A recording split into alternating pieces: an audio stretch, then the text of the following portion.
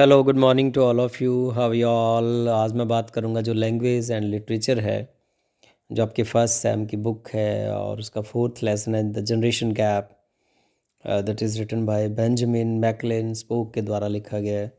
वो famous American paediatrician रहे हैं। उनकी एक बुक 1946 में आई थी, बेबी एंड चाइल्ड केयर। वो बड़ी फेमस रही है।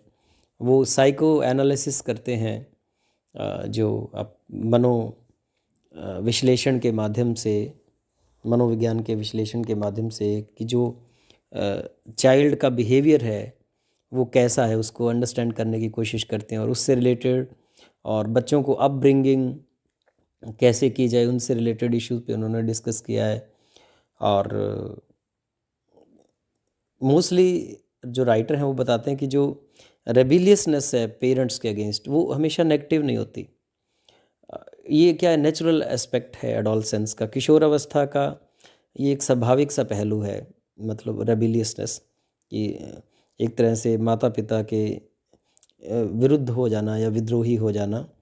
और इससे उनको क्या होता है, it assist them in achieving the real independence for the progress. इससे उनको लगता है कि उन्होंने वास्तव में जो अपनी वास्तविक आज़ादी है उसके लिए उन्होंने कोई अचीवमेंट गेट कर ली हो।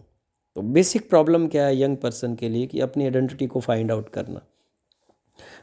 करना कि वो कैसा पर्सन बनना चाहता है और उसकी क्या इच्छा है, किस तरह का बनना चाहता है वो। It means that kind of personality that he will finally achieve, कि कैसी पर्सनैलिटी को वास्तव में अचीव करेगा। It means the impression he will form upon the friends and families and himself. It means gaining the sense of being an independent person, कि आने वाले दिनों में वो अपने परिवार, मित्रों और खुद पे कैसा प्रभाव डालेगा। इसका कहीं ना कहीं मीनिंग यही है कि एक आज़ाद पर्सन, इंडिपेंडेंट पर्सन होने की भावना का सेंस जागना। तो ऑथर के अकॉर्डिंग क्या है, तीन प्रिंसिपल एलिमेंट्स हैं from which final identity of a person. उसके लिए तीन जो मुख्य तत्व हैं जो वो बताता है। वो पहला सबसे तत्व क्या है, first element is the character which he develops in his childhood, कि कौन सा करेक्टर वो अपने बचपन में डेवलप करता है। अर्ली चाइल्डहुड में क्या है कि boy strives to like his father and the girl, little girl to be like her mother.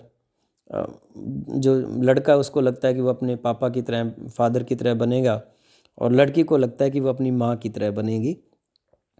Then what happens, लेकिन जब वो बड़े हो जाते हैं, they must break off most of the dependence of on his parents.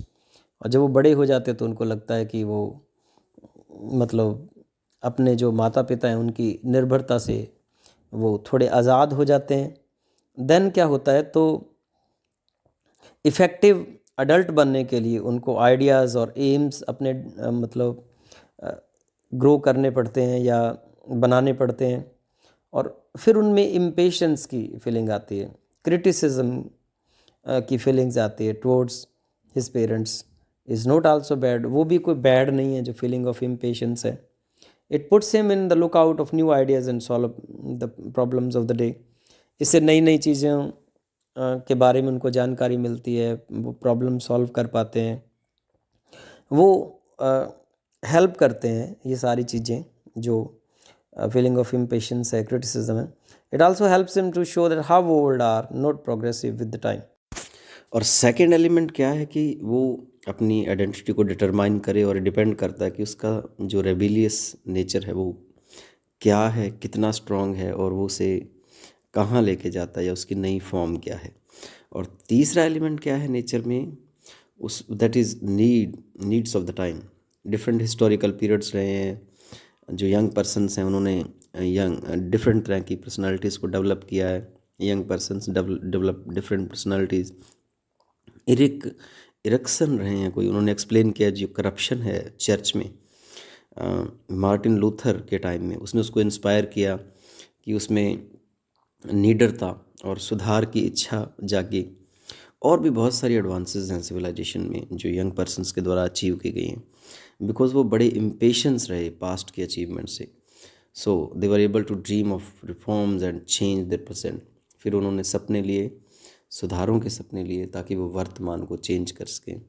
So this is your lesson the generation gap, and इसका एक बड़ा क्वेश्चन मैंने डाल दिया है। God bless you all, bye.